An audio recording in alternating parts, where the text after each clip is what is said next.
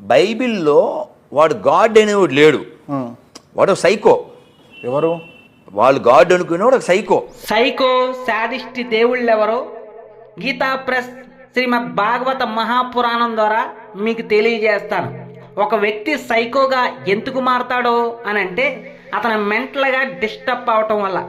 ఇతను సైకో అని మనం ఎప్పుడు గుర్తుపడతాము అని అంటే అతను ప్రవర్తించే వింత వింత ప్రవర్తన, సరిగ్గా స్నానం చేయకుండా, సరైన బట్టలు వేసుకోకుండా, అందరికంటే చాలా డిఫరెన్స్గా ఉన్నప్పుడు ఇతనేంటి పశువులేగా మృగంలేగా సైకోగా ఉన్నాడో అని అంటాం.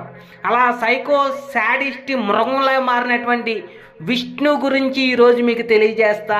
హిరణ్యకశిపుని అనేటువంటి రాక్షసుని చంపడానికి విష్ణు సైకో శాడిస్ట్ మృగంలాగా మారి ఆ హిరణ్యకశిపుని పొట్ట చీల్చి పేగులు బయటికి లాగి సైకో శాడిస్ట్ లేగా ప్రవర్తిస్తాడు.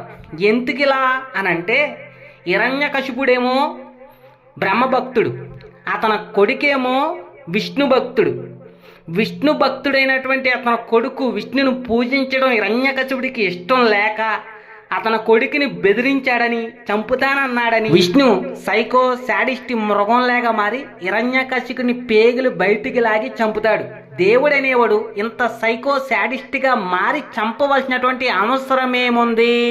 కాబట్టి ప్రియ స్నేహితులారా, సైకో శాడిస్ట్ దేవుళ్ళు ఎవరో ఇప్పుడు మీకు అర్థమైంది కదా. ఇంతేకాదు ఇంకా సైకో శాడిస్ట్ దేవుళ్ళు హిందూ గ్రంథాల్లో ఇంకా చాలా మంది ఉన్నారని గ్రంథాల ఆధారంగా వీళ్ళందరూ సైకోలుగా మారడానికి కారణం బ్రహ్మ అజ్ఞానంతో వరాలవ్వటం వల్లే అని మీకు గ్రంథాల ఆధారంగా తెలియజేస్తా.